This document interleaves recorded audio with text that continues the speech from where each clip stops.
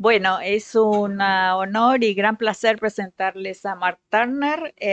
Mark es antropólogo e historiador, es profesor todavía titular del Instituto de Estudios Latinoamericanos de la Universidad de Londres y profesor destacado de Flaxo. Es autor de numerosos libros sobre historia de Perú, sobre historiografía y sobre museos, una de sus grandes especialidades. El año pasado vino invitado por Carolina Carman al Museo Roca y dio una charla muy interesante, muy estimulante sobre los gabinetes en los museos y dirige una red muy importante sobre historia global en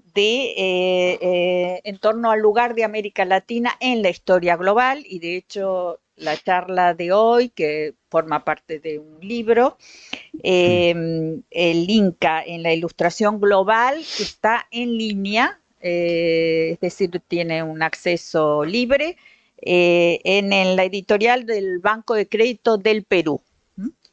Y la charla de hoy es una reflexión sumamente interesante sobre la historiografía, las representaciones, las imágenes, los viajes y las traducciones en torno a la historia de los incas o al surgimiento del imperio incaico y sus digamos, una aproximación que se establece a partir de un diálogo entre Europa y América Hispana y América Latina. Bien, los dejo entonces con él. Muchísimas gracias, Nomi, y al instituto y todos presentes. Sí, definitivamente es un libro que ha sacado el Banco de Crédito del Perú.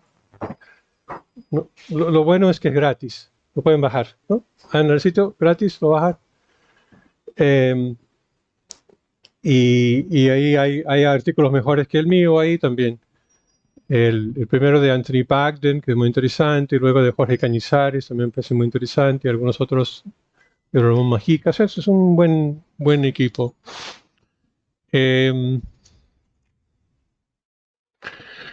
El plan es esto que va a ser un libro, ¿no? Que estoy escribiendo, estoy armando. Es un tema que vengo trabajando, que lo tenía así como on the back burner. Ahora que estoy jubilado, estoy poniendo las cosas on the front burner, de cosas que quedaban ahí, ¿no? En el camino. Y esto es uno de ellos. El otro de museos, ya lo entregué y va a salir diciembre, enero, por ahí. Bueno, esta imagen, voy a volver sobre esta imagen. La imagen realmente contiene las 4 tesis. Hay que saber leerla, esta imagen. Vamos a ir leyendo esta imagen más o menos. ¿Por qué? Esta es una representación de Manco Cápac Mamoksha. ¿Cómo es posible eso, no? Llegar a esta imagen? Y esa es una imagen que es el frontispicio de una traducción de Inca Garcilaso sacado en 1744 y que no solamente tiene la obra de Garcilaso traducido, sino también insertan en ese texto un discurso sobre objetos recogidos en la exposición geodésica de la Condomina. Es una edición sacada por el Museo de Historia Natural, o sea, el Jardín del Rey, que combina historia de los incas con coleccionismo. Y ahí soltó mi interés porque estoy trabajando las dos cosas, ¿no? La relación entre historiografía y objetos, que es muy importante en el 18, ¿no? Porque no solamente tienes que tener textos, sino tienes que tener evidencias materiales, ¿no? ¿Realmente los incas hicieron estas cosas? Bueno, ¿dónde está la evidencia, no? Entonces, lo muy curioso de este libro es que hace esas dos cosas, ¿no? Y es uno de los primeros que lo hace, pero que también es una visión de Francia en el mundo. Y en esa visión el Inca es fundamental. O sea, mi tesis va a ser que sin los incas la ilustración francesa no es la que hemos recibido. Es una figura, Manco Cápac es la figura clave, yo diría, casi, no solamente en Montesquieu, Raynal y Voltaire, sino otros menos conocidos, ¿no? Que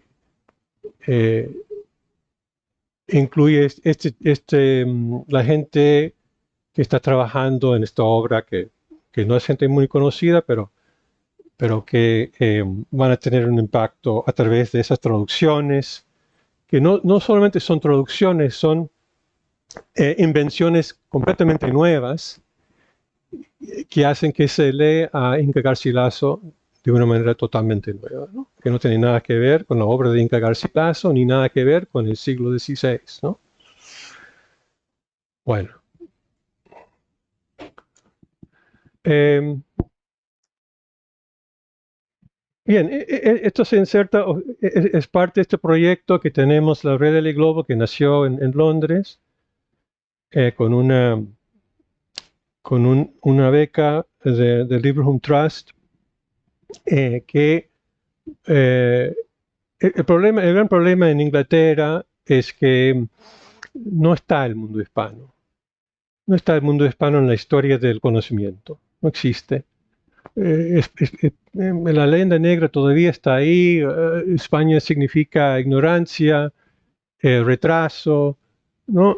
Todo eso no cuenta. Entonces la propuesta nuestra era, bueno, vamos a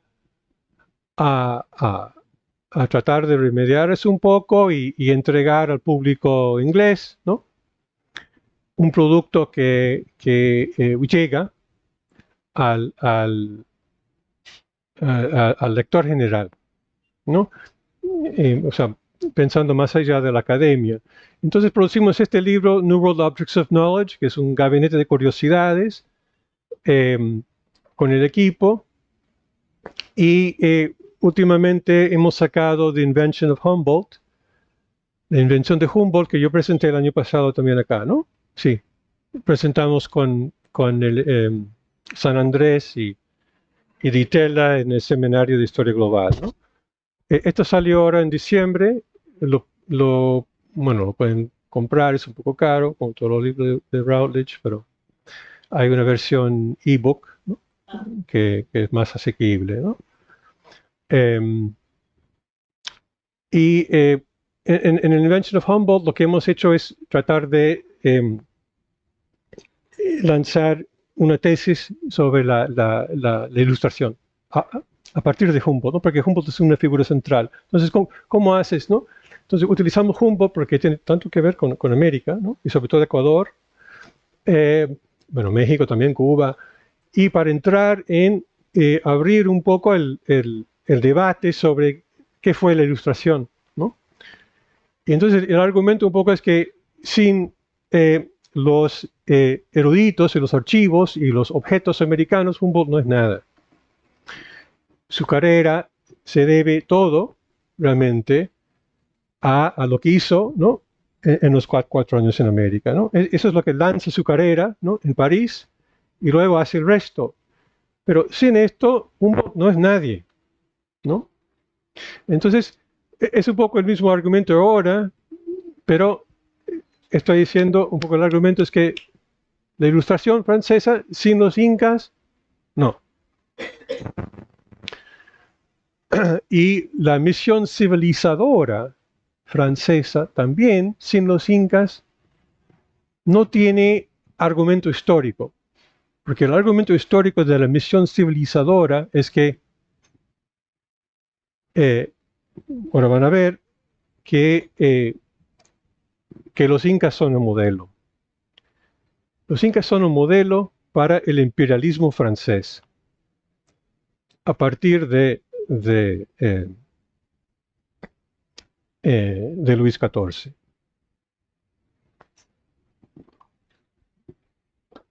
Bueno, hay también esto que hemos elaborado.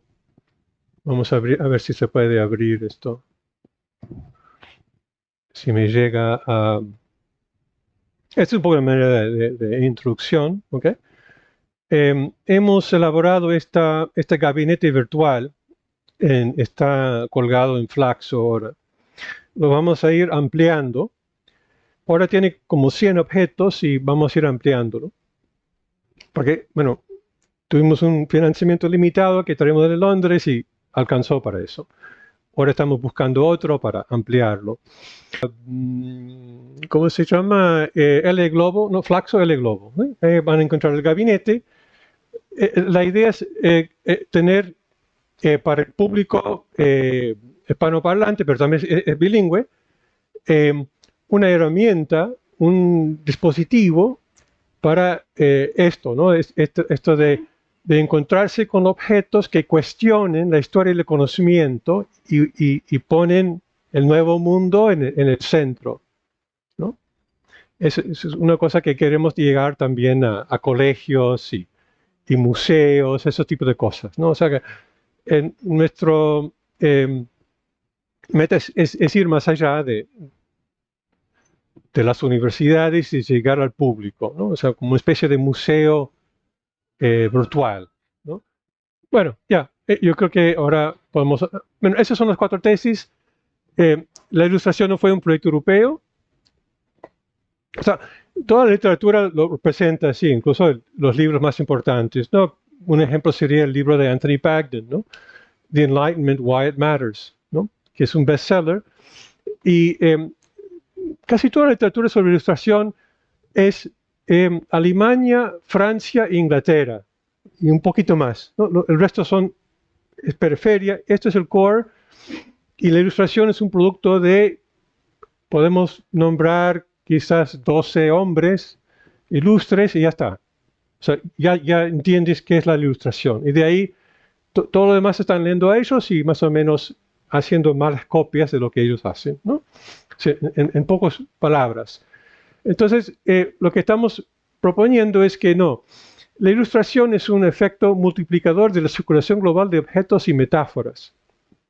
¿Cómo llegamos a esta conclusión? Bueno, hemos hecho un trabajo bastante grande sobre esto. El libro de Humboldt es un argumento importante en cómo ahí mostramos que Humboldt no puede hacer nada sin los archivos y los objetos que lo están entregando a él. Y que casi toda su obra es basado, es terciaria, su obra. Elogian a Humboldt por su trabajo de campo y todo, pero en realidad es muy poco el trabajo de campo de Humboldt. Casi todo es tomado de otros, de archivos y objetos que él consigue de sus contactos, y lo que él hace es sintetiza y publica en francés. Y esa es la gran cosa, ¿no? Publicar en francés y no en español, ¿no? Porque si publicas en español, está frito, ¿no? Digamos, en el mundo ilustrado en ese momento. Ok. Entonces, bueno, tesis 2. La circulación de los objetos necesarios para conocer el mundo. Todo lo que hace posible la ilustración es, nuestro argumento es la monarquía hispánica. Es la acumulación de objetos que vienen de los circuitos comerciales que unen China con Potosí, con México, con Filipinas, ¿no? Y que hace circular objetos, y esos objetos son capturados por científicos en Europa, ¿no? Sobre todo en Italia y Francia. Londres es el otro sitio, y Madrid. Y a partir de ahí hay una diseminación de publicaciones. Puedes hacer un mapa de todo esto, en vez de hacerlo como se hace ahora, desde París como el centro, o Londres el centro. Lo que hemos hecho es, todo viene de todas partes y llega a estos centros, pero también llega a otros centros. las mismas cosas. Entonces, tienes lugares como Lima o Ciudad de México que son privilegiados, que tienen muchos objetos y tienen muchos textos, en algunos casos mejores que en algunos puntos de Europa, ¿no? O sea, puedes producir eh, eh, eh, scholarship, ¿no? Ilustrado en Lima o Ciudad de México, cosas que no se puede hacer en Berlín o ni siquiera en París, ¿no? Ellos necesitan ir ahí o conseguir cosas de ahí, ¿no? Y por eso los museos van coleccionando, los tipos que hacen gabinetes de curiosidades, están en relación con él porque necesitan esas cosas, ¿no? Entonces, te da otra idea de lo que hace posible la ilustración y la República de Letras, ¿no? Y en la República de Letras es también una república de objetos, porque la letra ya no basta, como en el Renacimiento, era suficiente quizás, ¿no? Aunque para los españoles nunca, ¿no? Siempre en el Escorial tenías que tener un montón de objetos que consultar, además de los libros, ¿no? En el Escorial, en la biblioteca. Y cada vez más, ¿no? Las dos cosas, ¿no? Biblioteca con objetos, ¿no? Ese es el origen del Museo Británico, ¿no? Todos los museos grandes son estos, biblioteca y objetos. Primero es biblioteca y poco a poco más y más objetos hasta que los objetos dominan y la biblioteca ¿no? Queda en segundo lugar. Eso es más o menos la historia de los grandes museos, bueno, en todas partes, ¿no? Entonces, ese es el proceso que nos interesa, es la relación texto-objeto, ¿no? Y cómo es, en algunos sitios tienes posibilidad de juntar esas dos cosas y producir algo nuevo, ¿no? Eso para nosotros es la ilustración. La ilustración es el conocimiento ilustrado por objetos, más o menos, en pocas palabras, ¿sí? No es el invento de Voltaire o de Hume, no. Es eso, ¿no? Entonces lo podemos encontrar en todas partes. Entonces ya cambia, hemos cambiado la tabla. Ahora, de qué es la historia del conocimiento. Bueno, es esto y aquí, acá, tienes posibilidad de hacer ese tipo de trabajo. Y entonces los gabinetes son claves. Y los gabinetes con bibliotecas, ¿no? Y dónde se van armando estas cosas.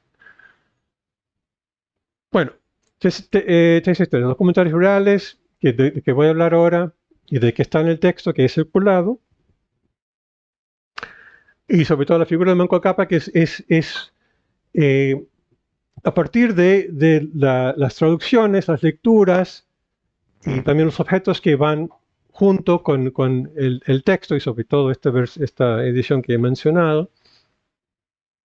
Y la figura de Manco Cápac, todo el debate alrededor de esta figura, que viene de Inca Garcilaso, ¿no? O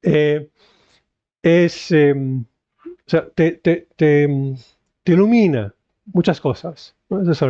Muchas cosas que parecían no conectadas y ahora están conectadas, ¿no? A partir de ese es el argumento del libro, que creo que va a salir con Son of Enlightenment, ¿no? El sol de la ilustración, como es en ese artículo. El argumento es, bueno, bueno, y ahora la última tesis es que los autores indianos, criollos, mestizos, en América y también en la península, utilizan el Inca y sobre todo Manco Cápac para criticar la ilustración europea. ¿Y qué es lo que hace posible eso?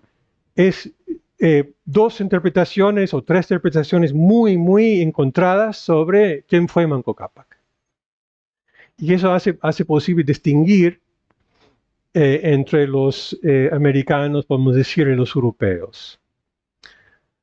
Y esto lo voy a ilustrar con Si es que esta funciona, creo que no me va a funcionar. No sé cómo hacer esto avanzar.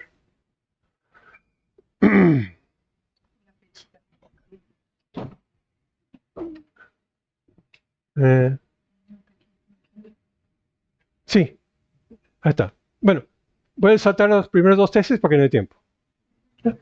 Que he demostrado en otros trabajos, y ya publicadas. Pasamos a la tercera. Ah, pero no lo ven. El problema es que cuando yo salí de ahí y por alguna razón estamos en... Mejor cierro esta, ¿no? Espera, ya. Antes funcionó. Abre un lugar. Voy a mudar. A ver. ¿Y ahora? Ahí está, ahí está. Bueno, no me muevo más. Espera. No, Acá. Gracias. Bueno, como dije, voy a saltar a la tesis 3, porque no tenemos tiempo. ¿Por qué el Inca? Bueno,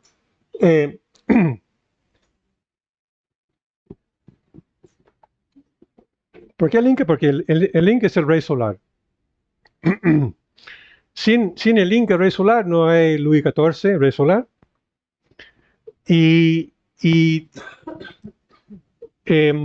Bueno, ha habido muchos reyes solares, ¿no? En la historia, por supuesto, en todas partes.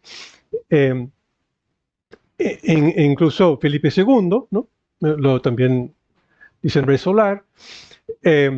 Y porque, bueno, en la mitología mediterránea es Apolo, ¿no? Y el rey solar es el que gobierna, o sea, where the sun doesn't set, right? So, never sets on his realm. ¿Cómo se dice? Entonces, eso es lo que se pone, ¿no? Pero, ¿cómo es que el Inca puede ser un rey solar? Porque, bueno, porque él es descendiente del sol, ¿no? No es que el Inca, pero el Inca como rey solar es como el modelo preglobal, ¿no? Del rey solar, vamos a decirlo así. Se me está cayendo esto. Pero toda la tecnología aquí es un fracaso. Bueno, lo que he hecho es, utilizando algunos trabajos que hay importantes sobre la ilustración, sobre la importancia de la metáfora de la luz, ¿no?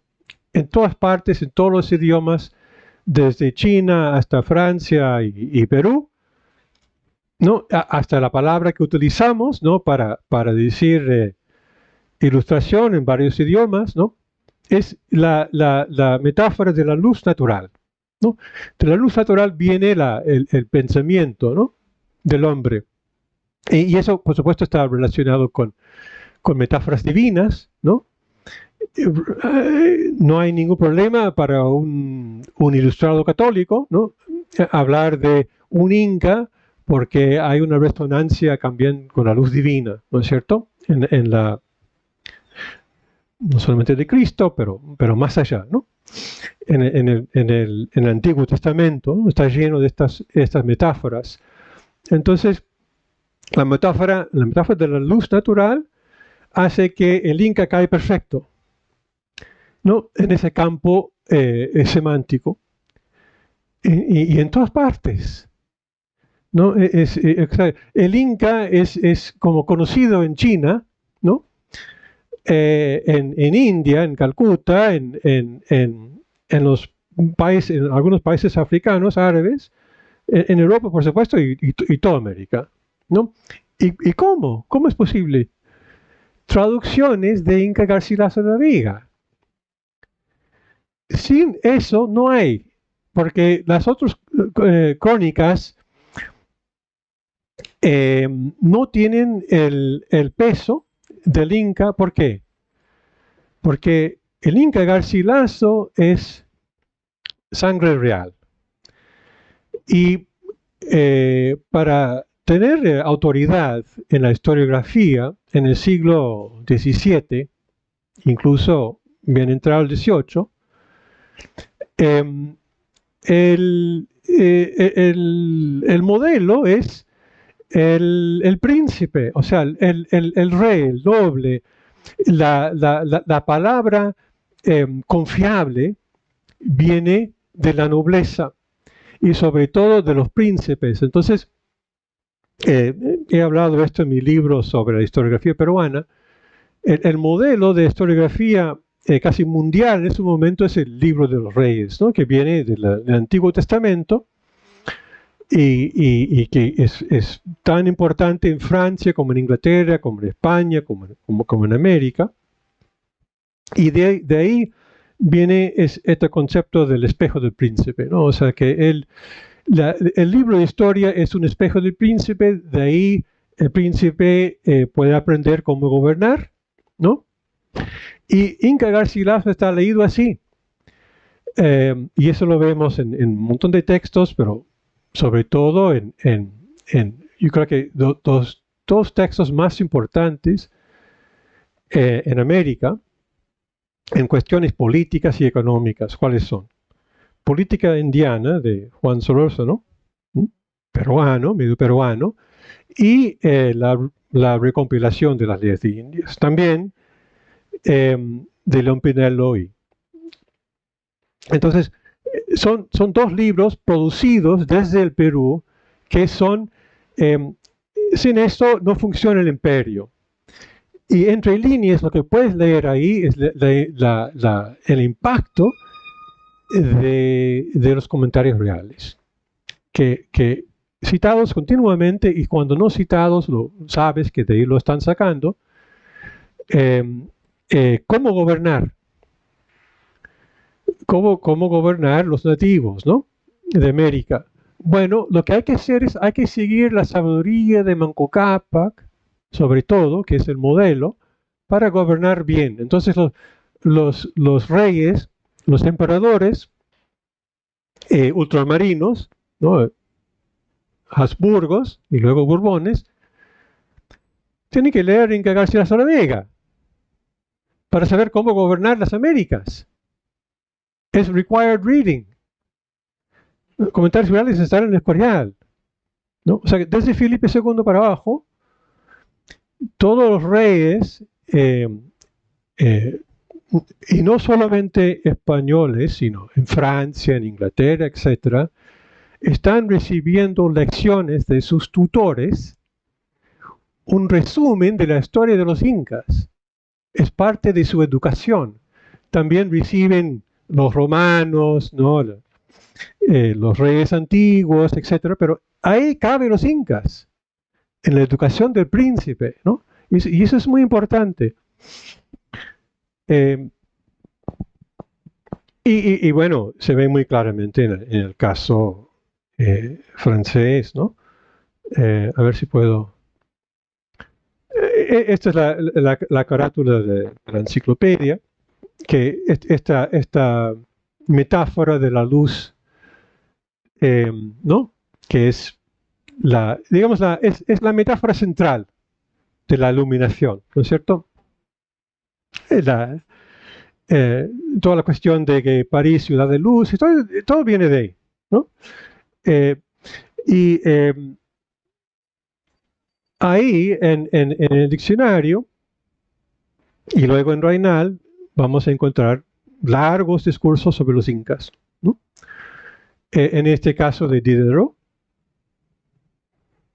y tenía otros que están por ahí, que están resumiendo a partir de Inca Garcilaso y algunas traducciones, ¿no? Del Inca Garcilaso, uno en inglés, que está citado directamente, y el de Baudin, ¿no? Que está hecho para Luis XIV. Bien.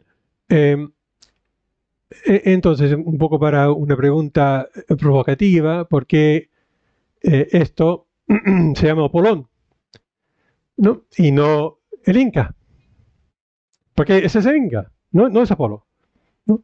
Entonces, hasta hoy lo encuentras ese en el Louvre, ¿no? ¿Quieren los franceses creer que Luis XIV era Apolo? No era Apolo, era el Inca. Y está claro. Toda la documentación lo dice, lo de Fras, todo eso es el Inca, no es Apolo. ¿cómo es posible que le interese más el Inca que el Apolo? Bueno, porque ha leído Inca Garcilaso y porque le han dicho que, bueno, no es un dios, es un hombre. Es un dios hombre, ¿no? Que realmente gobernó.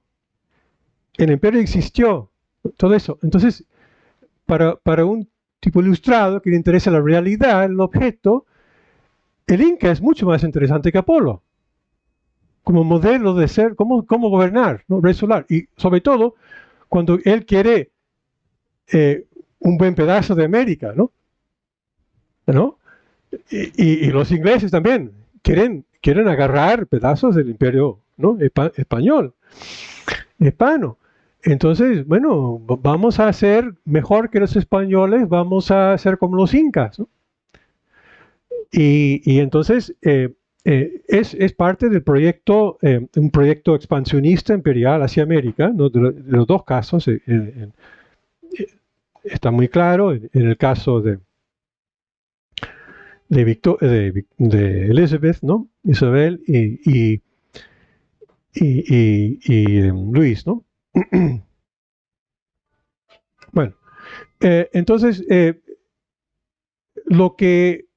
pocas palabras, lo que se va a producir es una fusión Apolo-Inca en el imaginario iconográfico y en el discurso historiográfico, ¿no? Esa es la ilustración bueno, entonces, vamos atrás un poco, y esto lo hice en otro trabajo en este libro, que existe también una traducción, que es más que una traducción, porque yo lo escribí en español, pero con un poco de ayuda, que el título en español es el nombre del abismo. No es este título, ¿no? Que he publicado en Lima. Y esa frase no es mía, viene de Jorge Basadre. Era un intento de resonar un poco con la historiografía peruana, más que este título que lo puso el editorial en Florida, History's Peru, porque bueno, no sé, se vende más. Bueno, en pocas palabras, mi lectura de Garcilaso es que lo que hace que Garcilaso, la historia más famosa escrita en América es los comentarios reales. De todos los tiempos, no hay ninguna duda, es el más importante. Más se traduce, más se vende, hasta hoy, ¿no? O sea, ese es como decía Ribagüero, el Garcilaso es el Heródoto del Nuevo Mundo, ¿no? Pero es más que eso, ¿no? Porque es leído, muy leído por los hombres ilustrados, ¿no? De todo el mundo, y bien entrado también en el siglo XIX. Pero lo que pasa es que esa lectura que hacen el 18-19 es muy distinto de lo que quiso decir, ¿no? Obviamente. ¿Por qué escribió? Bueno, muchas razones personales, pero mi argumento en general es que él tenía el modelo del libro de los reyes, el espejo del príncipe, y lo que él quiso hacer es convertir los incas en espejo del príncipe. Para utilizar ese espejo para gobernar el Perú, ¿no? Porque él ve que eso como... O sea, el libro de esto es para el futuro, es para gobernar, ¿no? Como así se hacían los libros de historia en ese momento, ¿no? Y por eso se publica. Y porque el argumento es bastante pro-hispano, ¿no? El argumento es, bueno, el mejor de los mundos realmente, ¿no? que podemos llegar a ser, porque bueno, ya no podemos ir atrás, es un imperio hispano gobernado con principios incaicos, ¿no? Ese es el proyecto, y entonces lo que vamos a hacer es, todos los retratos que él hace de los incas son retratos neoplatónicos de espejo de príncipe. Entonces tú lees esto, si yo soy príncipe español, y bueno, si Pachacuti está esto bien, Manco Cápac que esté esto bien, pero este otro hizo mal, entonces tengo que ir como él, ¿no? Entonces vamos a legislar en ese sentido, ¿no? Y en las leyes de Indias también citan, ¿no? Garcilaso dice acá que sí se hacía y todo el mundo estaba feliz, entonces tenemos que hacer esto, ¿no? Hasta con cuánto tributo, mitas, todo eso, ¿no? Cómo gobernar. Entonces es un proyecto y es también un espejo de su tragedia personal, ¿no? Es una obra de duelo, pero proyectado hacia el futuro y lo dice textualmente, ¿no? Es para... el libro está dirigido a, a, a la prosperidad peruana, ¿no? Al futuro peruano. Bueno, entonces lo que tenemos es un espejo. Él inventa lo que yo digo, the mirror of the Inca, el espejo del Inca, que ahora puede circular en el mundo como algo distinto, nuevo, ¿no? Pero dentro que cabe perfectamente en esta historiografía que ya existente, que es el espejo del príncipe, ¿no? Ok. Y esto es parte del proyecto de Translatio Studi, ¿no? O sea, y eso es lo que él hace en Andalucía. Es un producto, yo creo que lo singular de ese libro, porque lo hace, que es el más importante, es porque es una historia de las antípodas, ¿no? Historia oral en Cusco, historia escrita en Córdoba, ¿no? Las dos cosas en un centro de la ilustración árabe, ¿no? Con una gran tradición erudita, ilustrada, ¿no? Córdoba, donde él está armando este manuscrito, ¿no? Gracias a que tiene el manuscrito de Blas Valera, ¿no? Que le entregó el padre de Cádiz, ¿no? Cuando después del asedio inglés, ¿no? Bombardean los monasterios donde está Blas Valera, muere un poco después, el manuscrito llega a manos de él. Pero todas esas cosas solamente podrían haber pasado en Andalucía. Entonces, los comentarios virales es un producto andaluz. Y eso es lo que le hace, si quieres, universal, ¿no? Porque es un trabajo de destierro, ¿no? Pero con materia prima oral, ¿no? ¿No? De su juventud, ¿no? Hasta 20 años está en Cusco, ¿no? Ok. Eso lo hace que es un libro de consulta como que primaria, ¿no? Hay que leerlo. No se puede ir directamente a César y no leer Inca Garcilaso, ¿no? Él es indispensable por las condiciones de producción del libro. Bueno, entonces, y esto va a llegar hasta el 18, porque autores como Pedro Peralta Barnuevo, Unánime y otros del 18, que son propiamente ilustrados, vuelven a Garcilaso y they bring him up to date, ¿no? Lo modernizan, ¿no? Los franceses lo están modernizando, pero los peruanos también, pero de otra manera, muy distinto de lo que están haciendo los franceses. Entonces, ahí entro yo en una comparación, ¿no? ¿Cómo lo modernizan los peruanos versus los franceses? Ahí se puede ver dos ilustraciones a partir de un solo libro, ¿no? Este es el proyecto. Porque hay una genealogía peruana y otra francesa, otra española, etc. Por supuesto conectadas, ¿no? Bueno, pasamos rápidamente a lo que es cómo se recibe las traducciones de los comentarios reales en Francia y en Inglaterra.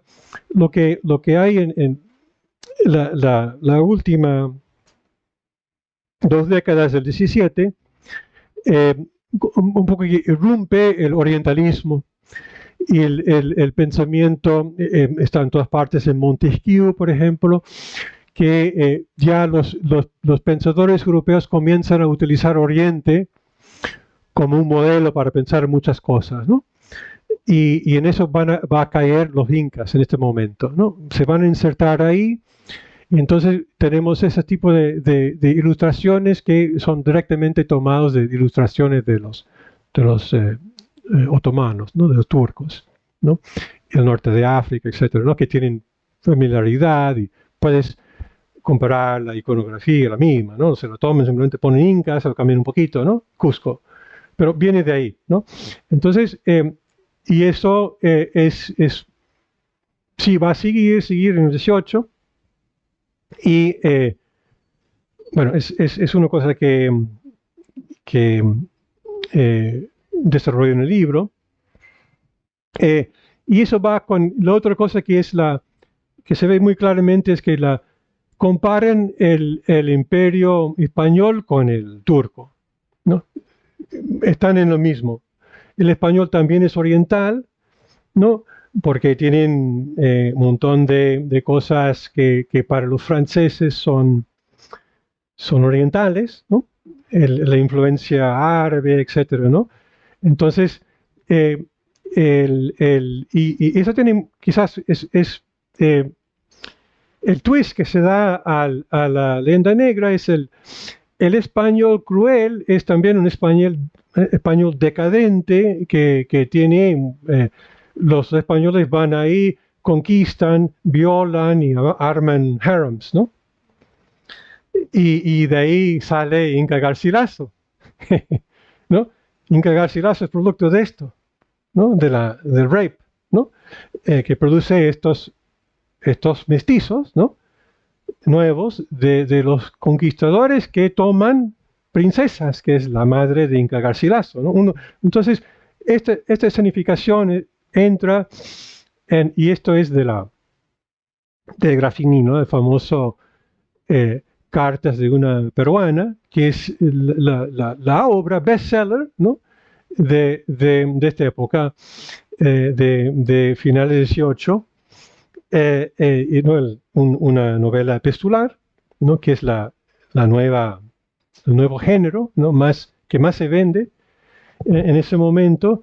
Es una muy, muy interesante esa novela, esa novela epistolar, que son cartas de amor entre una Aksha, ¿no? Una princesa que es rescatada por un francés, se lo lleva a París y ha sido violada por esos españoles crueles, y entonces va a París y ahí se educa y se convierte en una mujer ilustrada. Y las cartas son entre ella y el Inca, con quien se supone que tenía que casarse, ¿no? Porque se habían hecho el contrato en Cusco, pero el matrimonio, este Inca se va a Madrid y se integra en la corte y se hace español, ¿no? Como con muchos los incas, ¿no? Fueron a Madrid y fueron miembros de la corte y consiguieron títulos, eran ricos y se españolizaban, ¿no? Entonces, esa es la relación que hay. Y bueno, lo importante aquí es que esta cosa de la metáfora del sol, ¿no? Que ahí se ve claramente vinculada con las metáforas de la ilustración francesa, ¿no?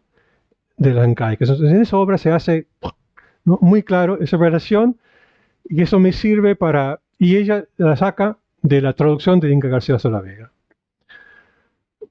Lo cita, ¿no? O sea, no es ningún misterio. Y eso lo ha trabajado varios historiadores. Esto no... Yo lejos que no soy el primero en observar eso. Bueno, cuando se comienza a ilustrar esas producciones, estas de 37 en Ámsterdam, comienzan a hacer circular esta imagen de Manco Cápac como sabio legislador, ¿no? Que es el concepto clave, quizás uno de los conceptos más importantes de la ilustración, es el concepto del legislador, ¿no? Hay una entrada muy larga, muy importante en el diccionario, y esa entrada, que es leída en todas partes, es basada en Montesquieu. Y bueno, Montesquieu tiene una lectura súper orientalista de los incas, ¿no? Que lo compara con la India, ¿no? Pero bueno, lo importante aquí es que sale esta imagen del Inca como un civilizador que lo hace pacíficamente, ¿no? Con persuasión, ¿no? Y que esto es exactamente lo que no hicieron los españoles, ¿no? Los españoles crueles conquistaron, mataron, destruyeron este mundo.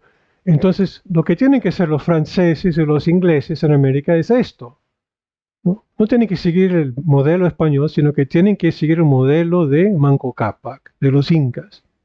Entonces, pueden entrar y conquistar y civilizar pacíficamente territorio que era español, conquistado cruelmente por ellos. Entonces, esa es esa segunda ola de imperialismo ahora que ilustrado. Imperialismo ilustrado, cuyo ejemplo es Manco Cápac. ¿Okay? Entonces, Luis XIV quiere ser Manco Cápac, obvio. ¿Para qué quiere ser Apolo? No va a conquistar a Grecia, ¿no? Le funciona. Ahora, lo curioso es por qué los franceses no lo reconocen esto. Bueno, porque fracasaron. Yo digo, porque no lo lograron. Pero, en fin, proyectan el concepto de la misión civilizadora en África, ¿no? Y ahí sí vas a encontrar, y he escrito sobre esto en otro artículo, ahí utilizan este modelo en África para justificar su misión civilizadora en África. Lo van a hacer, esta vez lo van a hacer bien, ¿no? En vez de como que hicieron mal en América, ahora en África lo vamos a hacer bien, ¿no?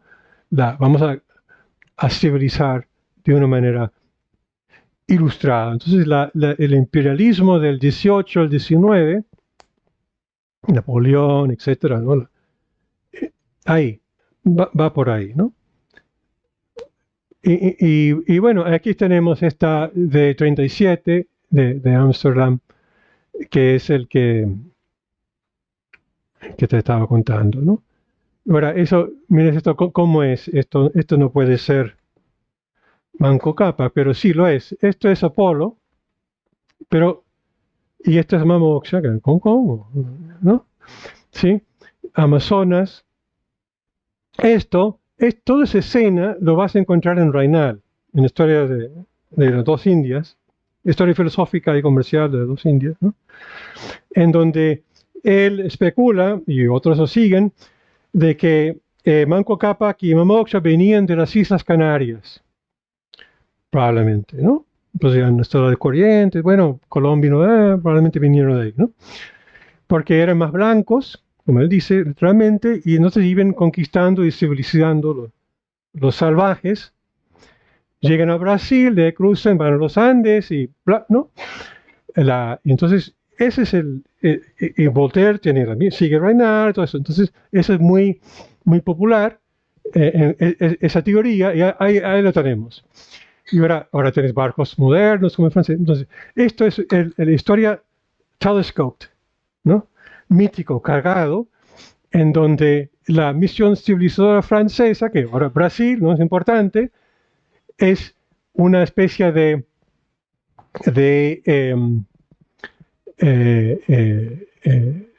reinvención o repetición de la gesta civilizatoria de Manco Cápac. ¿Sí? Y bueno, esos elementos están ahí para... Podemos tomar preguntas si quieren, pero bueno, esto se ve muy claro en esta edición y posteriores, en que se hace esa síntesis. Entonces, casi desaparece porque al mismo tiempo tenemos retratos de los incas, ¿no?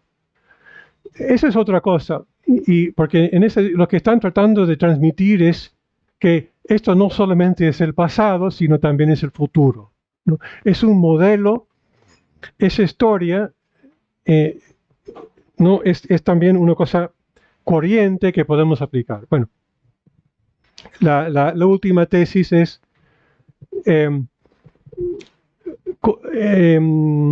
¿qué otra lectura, qué otra genealogía podemos trazar en un lugar como Perú? ¿Sí? Que es muy diferente de lo que pasa en París. Bien. Y esto, o sea, un poco la tesis es el traslado de imperio como base de la descolonización peruana. En el principio es el relato garcilasista. Esto es de un centerfold, ¿no? Del resumen histórico de Ulloa, que está dentro de la relación histórica, ¿no? El resumen histórico no es nada más que una condensación de los comentarios reales, un poco modernizado, ¿no? Y que Ulloa hace a partir de estar en Lima conversando con los autores del Mercurio peruano. Eso está clarísimo. Entonces él saca de ahí, de ellos, todo, recicla Garcilaso y lo publica en Madrid, como obra de él, pero no hay nada original, muy poco. Y entonces está esto. Lo importante de esto es que la base de la soberanía estos son los emperadores peruanos, ¿no? Hasta el rey Borbón que viene ahora, se basa en el estirpe incaico, ¿no? El estirpe inca que comienza con Manco Cápac, ¿no? Entonces ese relato lo encontramos en mucha iconografía, muchos relatos en el Perú, y es la que viene de Inca Garcilaso y la que legitima, ¿no?, la monarquía hispana en el Perú. Porque sin esto no hay legitimidad, ¿no? Entonces, cuando los patriotas vienen y dicen la revancha de Atahualpa, de eso están hablando, ¿sí? Y cuando ponen Manco Cápac, y que hay mucho iconografía en los movimientos de independencia, los dos bandos, ¿no?, están reclamando gobierno legítimo del Perú. Eso es lo que significa Manco Cápac. Y lo ves en banderas, en dibujos, aquí también en tu museo, ¿no? Ahí puedes encontrar la evidencia de esto. Está en la bandera, que ahora me voy a mostrar. Este relato que viene de Garcilaso. Bien, entonces, ahora vamos a hacer un contraste. La pregunta que Inca Garcilaso sembró es, realmente, ¿de dónde vino Manco Cápac? ¿No? Porque hay mitos sobre Manco Cápac que él cuenta, hay ese mito, pero parece fábula, unos dicen otro, ¿no? Entonces lo deja abierto. Pero lo que sí está claro, según el argumento, es que el argumento de Garcilaso es que, y por eso hay solamente 14 incas, porque en otros relatos hay más, es que lo increíble del imperio inca es que lo hicieron todo más rápido que los romanos. O sea, llegaron a ser romanos, pero mucho más rápido que los romanos, entonces somos mejores. O sea, desarrollo acelerado, ¿no? Es el Stalin plan, ¿no? El 5-year plan, ¿no? We're going to do it faster. ¿no? Es increíble, o sea, el discurso de la celebración histórica, que Koselleck dice que se inventa en el 18 en Alemania, mentira, se inventa en Perú en el 16. Y es para justificar los incas como algo, un imperio que realmente es comparable con Roma, incluso superior, ¿no? Porque hicieron todo más rápido.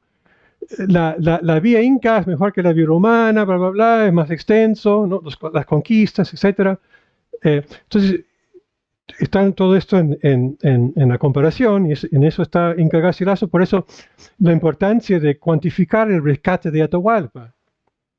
Lo compara con los rescates europeos en el libro de Jean Baudin, y dice claramente el rescate de Atahualpa es el más grande de la historia.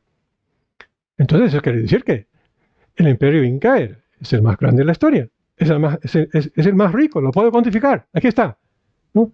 Entonces ese tipo de pruebas materiales, ¿no?, que él cuantifica utilizando Blas Valera y otras fuentes, hace posible este argumento de que el imperio inca es fantástico, realmente es sin precedente en la historia, ¿no? Hicieron todo tan rápido y a tan gran escala que ni siquiera los romanos, ¿no? Y entonces y el historiador es yo, Inca Garcilaso, ¿no?, de esto. Ok. Pero ahora en el 18 comienzan a ver, bueno, eso es imposible. Eso es vanidad, eso es amor propio, ¿no? Entonces comienzan a criticar Garcilaso, que no es creíble. Él lo hace porque, bueno, quiere simplemente celebrar sus antepasados y cobrar una pensión, ¿no?, en el corte, ¿no?, en España. Sí, todos inventos de él, ¿no? Entonces hay un gran debate, esa es una posición muy frecuente en Francia, y o sea, entonces comienzas o gente que defiende a Garcilaso y critica, ¿no? Entonces, y entonces comienza a decir, bueno, pero realmente si lo hice todo tan rápido, tiene que haber venido de otro lado, porque no se puede desarrollar una cultura tan rápido en un solo lugar. Tiene que haber sido un caso de difusión, ¿no? Llegó no es el... tiene que haber venido de otro lado, ¿no? Y entonces entonces Reinhardt dice, no, tiene que haber venido de Europa a partir de esas Canarias, porque si no, ¿cómo es posible, no? Tenía que haber tenido una conexión con Europa, el centro de la civilización, o por lo menos con el mundo mediterráneo, ¿no?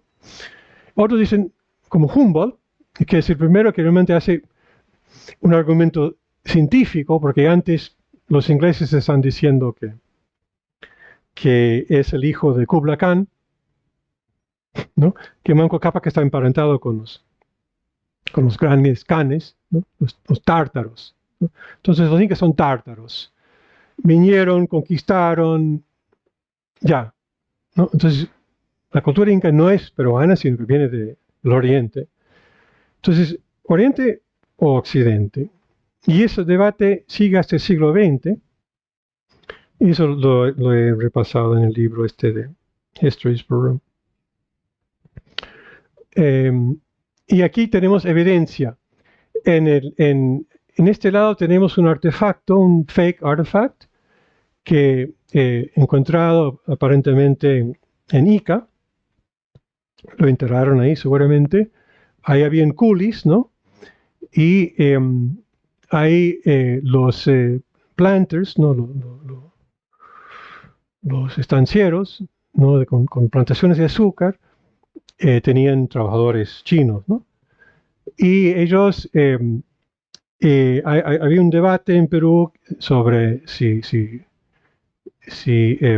debemos dejar entrar chinos o mejor alemanes y blancos, ¿no? Entonces había un debate, ¿no?, muy fuerte, y obviamente los que tenían haciendas de azúcar querían chinos, ¿no? ¿Qué vamos a hacer con los alemanes? No hacen nada, ¿no? Entonces, entonces comienza a aparecer artefactos que prueban el origen chino de o oriental de Manco Cápac y de los incas, ¿no? Para decir, mira, estos son como naturales de acá, ¿no? Se vienen, pueden mezclarse perfectamente con nuestros indios, ¿no? Simplemente hay que importar un poco de arroz y opio y ya está, ¿no? Y de hecho, eso es lo que hicieron. Ellos ganaron el argumento y lo hicieron, ¿no? En Ica está, bueno, eso lo he hecho en el otro libro, está el gran ministro de Hacienda en la época de Guano, Elías Domingo, que importa chinos, ¿no? Y que está un poco detrás de todo eso. En fin, pero este artefacto, ¿dónde está? Esa es una foto de Laurent. Él fue el fotógrafo oficial de la expedición del Pacífico de Jiménez de la Espada. ¿Sí? Y hay también un dibujo, y eso está en el archivo de CSIC en Madrid. O sea que el objeto existió. Yo había encontrado dibujos en el archivo de Bingham en Yale.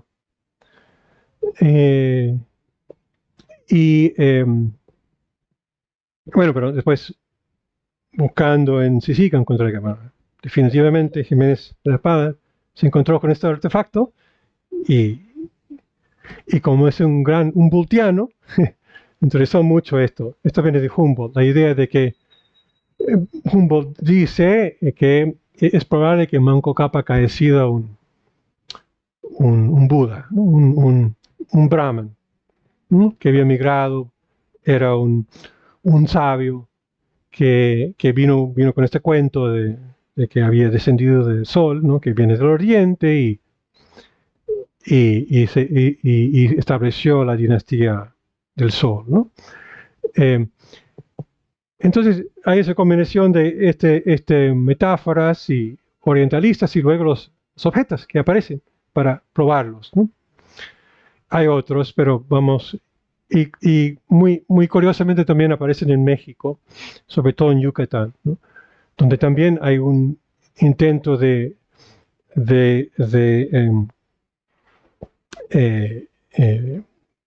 establecer una operación entre mayas y egipcios, ¿no? Muy fuerte, ¿no? En el 19. Y por supuesto son los franceses que lo hacen, ¿no? Hay publicaciones, todo. Eso lo ha trabajado un poco Miruna Chim. Bueno, entonces brevemente, y voy a cerrar con esto, hago una comparación de Humboldt con Nanue sobre esta cuestión. Y esto está en el libro, mi capítulo en el libro The Invention of Humboldt, un poco para hablar de la huella de Humboldt, ¿no?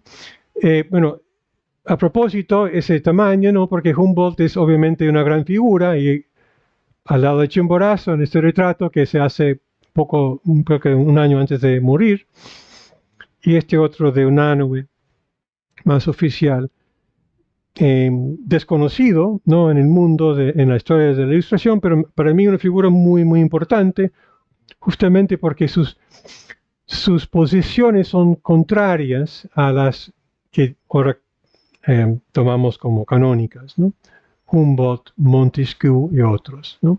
Camper, una serie de autores que se volvieron como modelos de la ilustración, y para Unanue son muy problemáticos, ¿no? Son muy problemáticos porque no tienen buenas evidencias, porque no conocen el país, son una serie de razones, ¿no? No han hecho observaciones in situ, ¿no? Como él, ¿no? Unanue es una figura importante porque es profesor de anatomía, ¿no? Tiene un teatro anatómico, ¿no? En San Marcos, y tiene un grupo, y él tiene una biblioteca maravillosa, ¿no? Que no existe ninguna censura para él él consigue todos los libros que quiere en todos los idiomas, ¿no? Y traducciones, ¿no? Y la influencia más fuerte quizás es Leiden, ¿no? La escuela de Leiden de medicina, que es interesante, que es un corriente historicista de manera de pensar el cuerpo y la influencia del clima en el ser, ¿no? Entonces, él escribe un libro importante sobre eso. En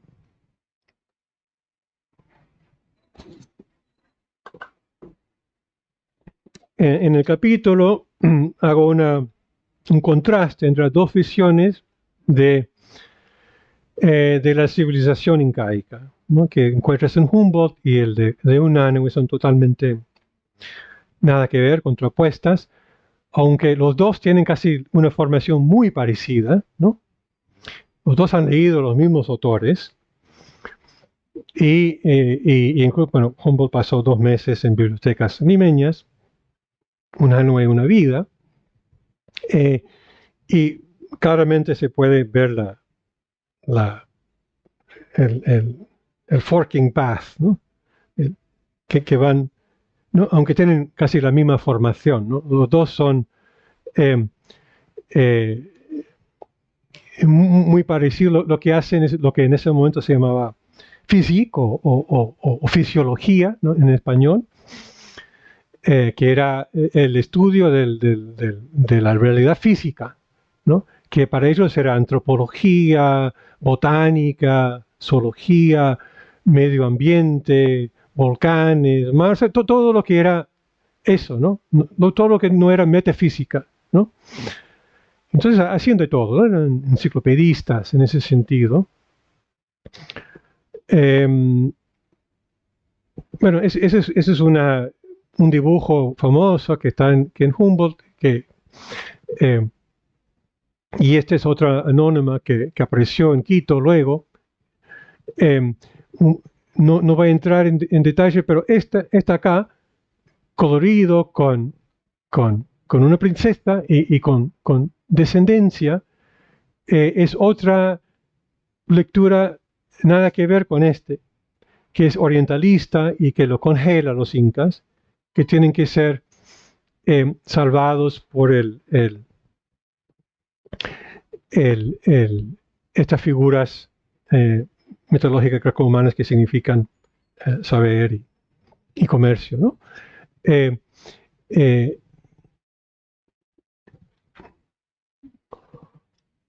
Y esto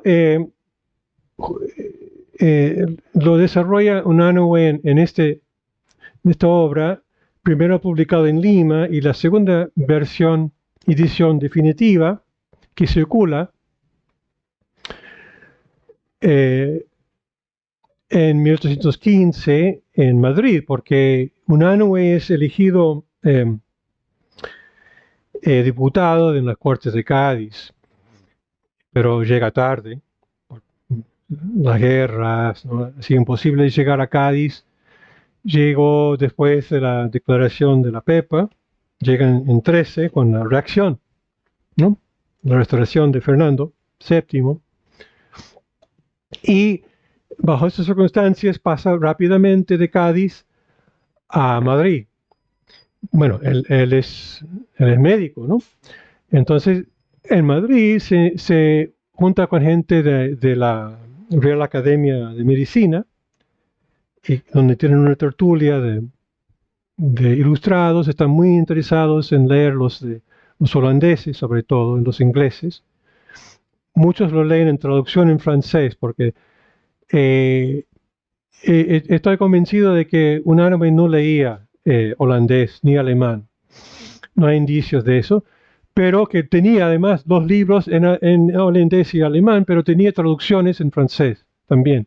Y yo creo que compaginaba y porque tenías que tener el original porque ahí habían dibujos y todo y tablas que no estaban en la traducción, ¿no? Entonces, un buen científico tenía que tener las 2 cosas, ¿no? El original, como muchos de nosotros, y también trabajamos con una traducción, ¿no?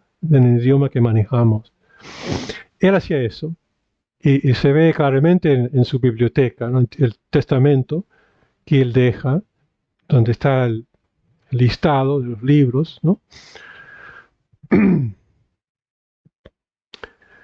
Bueno, lo que me llamó mucha atención es que eso para mí fue toda una revelación, porque nunca había leído un tipo que de frente criticaba a los grandes autores de la Ilustración, sin piedad, pero lo hace muy elegantemente también, muy elegantemente, como disfrazado, ¿no? Como muy bonito, muy bonito. O sea que ahí hay mucha que se puede eh, ser muy útil para los doctorandos, ¿no? A ver, ¿cómo criticar una vaca sagrada sin ofender, ¿no? Y no conseguir trabajo, ¿no? Luego, entonces, Unanue tiene éxito, tiene éxito en España, pero ¿por qué? Porque en Madrid están desarrollando una crítica de la Ilustración francesa, ¿no? Está muy claro, ¿no? Eso ha trabajado Jorge Cañizares y otros, ¿no? En la historiografía, sobre todo en la arqueología, esa cuestión de las antigüedades también, ¿no? Entonces, ellos pasan en las tertulias hablando de, a ver, ¿no? Este Montesquieu es un idiota, no entiende nada, ¿no? Entonces, seguramente están hablando así, y después, bueno, a ver, ¿cómo lo vamos a publicar? Bonito, ¿no? Y están sacando ediciones de ellos, traducciones, con 100 notas a pie de página, cada uno una crítica, ¿no? Esto lo dice él, pero está mal. Aquí está, realmente es así, ¿no? Entonces, publican esas traducciones con un montón de correcciones para el lector español. Entonces el lector español lo que piensa es que yo tengo que saber de Montesquieu, pero está equivocado en todo. Y esa es la Ilustración que se está cocinando en España, y luego esa vuelve con gente con un alma que va y vuelve, ¿no? Entonces hay que pensar que hay una especie de contra-ilustración, pero que también es una ilustración, que está haciendo este tipo de críticas, ¿no? Y es muy común en todas partes. Lo que sabes que es un texto 18 es que tiene 100 footnotes críticas de la original, de que el autor está mal, ¿no? Y el editor dice, ¿por qué? Bueno, Garcilaso dice esto, pero sabemos que es así, ¿no? Entonces, ese tipo de ediciones, ¿no? Que eran muy... que se producían mucho, se imprimían mucho en Madrid y Valencia, sobre todo, circulan, y Unanue está metido en eso. A ver, entonces, tenemos, bueno, esto es muy largo para leer, pero eh, eh, lo que está pasando aquí es que está criticando todas las teorías que ahora le llamamos raciales, que están basados en los cráneos, ¿no? En la frenología, ¿no? Que está muy de moda en Holanda, y luego va a ser en Estados Unidos, en Francia en general, en otros lugares, y hacen una crítica feroz de esta, y sobre todo aquí está trabajando de esa famosa obra de Petrus Camper, ¿no? El gran genio de Leiden, que es además amigo de Goethe, y es un tipo muy, muy conectado, Buffon, etc.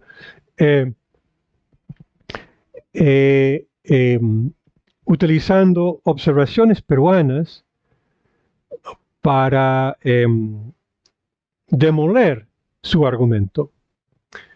El argumento de Camper es que, y esto está en Winkelmann también luego, y toda una teoría de la estética, de que el arco del frente es lo que determina la inteligencia, ¿no?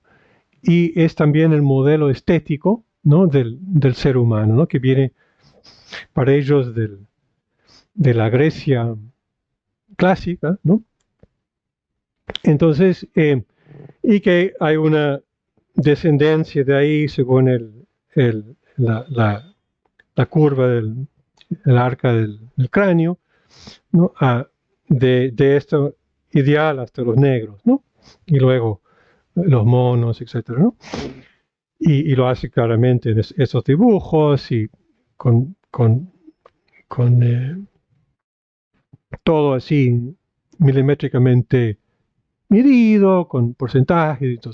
Entonces, un ánobe tomó eso y después tomó unos cráneos peruanos para decir, no, esto es una mierda, obviamente no funciona, y no tiene nada que ver con civilización, ni arte, ni nada por el estilo, ¿no? Ahí utilice el ejemplo de Manco Cápac.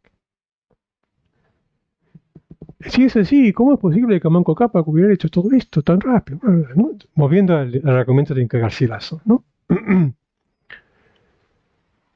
Pero él es consciente de todas las críticas francesas, ¿no? De Manco Cápac y todo eso, por los ha leído. Entonces contesta a esos, ¿no?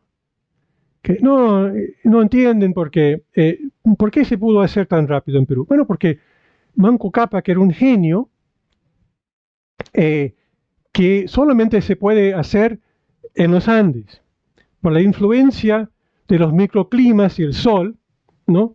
El genio americano es, y hace experimentos, lo mismo que hacía Montague para medir reacción entre impresión de una imagen, ¿no? en el ojo y una reacción mental, físico, táctil. Hay toda una ciencia sobre eso en ese momento que están haciendo los anatomistas, ¿no? Entonces, un ánobe tiene cadáveres, está haciendo esas cosas, ¿no? Con cadáveres peruanos, etc., ¿no? Entonces, y cráneos, y tiene la evidencia, entonces para argumentar que contra Montesquieu, que utilizando India dice que el genio tropical es letárgico, ¿no? Atrasado, pero apasionado, ¿no? Todas esas cosas que hoy en día relacionamos con el orientalismo, ¿no? Que es un genio impulsivo que puede florecer en un momento, pero que no puede ser una cosa sostenida, ¿no? Entonces no es un buen modelo para la modernidad, etcétera, ¿no? Un ánobe demuestra lo contrario, que aquí es una modernidad veloz, ¿no? Los incas como modelos de la modernidad. Ese es el argumento de él. Aquí se puede hacer todo muy rápido, aquí está, y por eso el futuro del Perú es brillante, porque lo que hemos hecho, y él ahora va a ser el primer ministro de Hacienda del Perú independiente, ¿no? Portavoz de la independencia y todo eso, lo que para él significa Manco Cápac es el ingenio peruano, que hace posible una civilización diversa, moderna, que sobrepasa todo lo que ha producido Europa. ¿Por qué? Porque las condiciones climáticas de los Andes son especiales. Ahí se concentra no solamente el sol ecuatorial, sino todos los pisos ecológicos que hace posible producir una civilización y un ser humano que es universal, ¿no? Entonces no es el hombre europeo que, pobrecito, vive en este mundo chiquito, ¿no? Y tampoco el oriental, etc. Aquí tenemos todos los climas y todas las razas, ¿no? En un lugar, ¿no? Y eso es lo que hizo posible el imperio inca, ¿no? Entonces es un argumento obviamente muy distinto del de Humboldt, y este punto el debate tiene mucho que ver con la belleza. En la ilustración, ¿no? Humboldt es Winkelmann, ¿no? O sea que su modelo de la belleza es la Grecia antigua, ¿no? Y por eso él escribe que, bueno, en América en general no tenía ningún sentido artístico, ¿no? Faltaba ese elemento, ¿no? Son como los orientales que no tienen una noción figurativa del mundo, ¿no? Sino que viven en un mundo estéticamente pobre, ¿no? Pues y eso es un elemento clave de la civilización occidental, ¿no? Bueno, el modelo de la belleza es el ojo grande, ¿no? En las esculturas griegas, ¿no? El ojo grande. Esa es la belleza. Y el modelo viene del ojo de la antílope africano, ¿no? O sea, eso es lo que llega al mundo griego desde África, ¿no? Esto está bien estudiado, ¿no? También aparece en la iconografía Egipto, ¿no? Pero en los griegos se hace natural, ¿no? Lo vemos como natural, pero obviamente no es natural, es sobrenatural. Pero ese es el modelo de la belleza y el cuerpo masculino que tiene estos ojos, ¿no? Y eso también tiene una gran tradición dinástica en Europa, en los retratos de los reyes, que siempre tienen los ojos exagerados, como símbolo de poder y de sabiduría, ¿no? En los retratos, ustedes pueden recorrer el Prado y ver eso. Fíjese en los ojos de los reyes. Por eso hacían retratos. Y luego dice, bueno, no, los ojos de la llama son más lindos. Así grandes, las pestañas, ¿no? Y lo compara con los ojos de las tapadas, de las mujeres en Lima, ¿no? La belleza de la mujer limeña. Y para Humboldt, las mujeres limeñas son feas. Entonces, hay una cosa muy, ¿no? Y entonces él va desarrollando esto. Mira, aquí la belleza está súper desarrollada en el mundo andino. ¿Y por qué? Porque la llama, ¿no? Entonces, está haciendo un contraparte a Europa, ¿no? Muy claramente, para decir, mira, nosotros también tenemos esto, ¿no? Entonces, no necesitamos los griegos y no necesitamos hacer esta cosa. No, aquí está la belleza, aquí está el ingenio y no necesitamos Europa.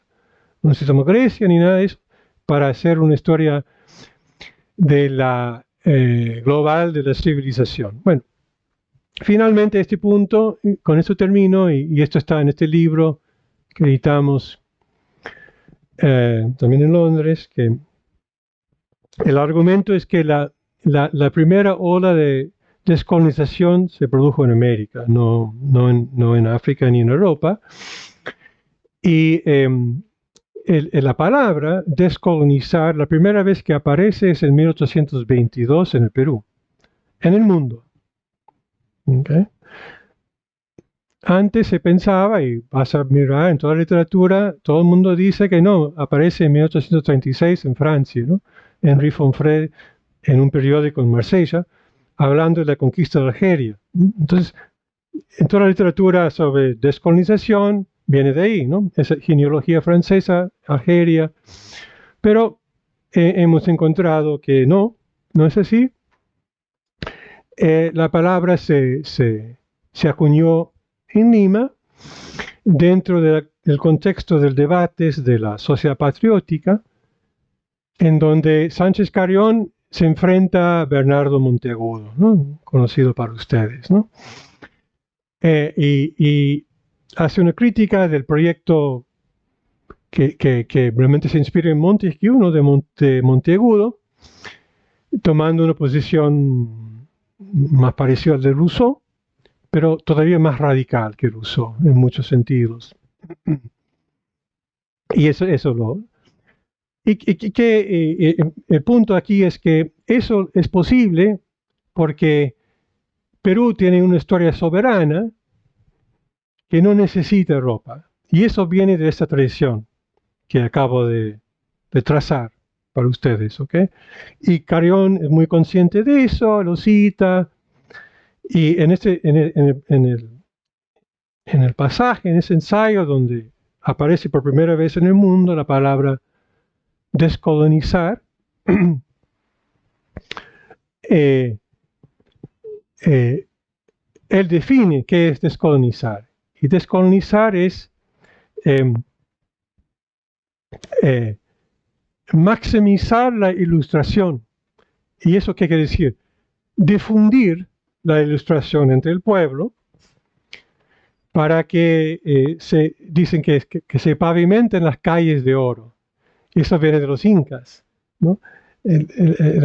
Las metáforas y todo, todo tiene que ver con el debate sobre la vía inca, ¿no?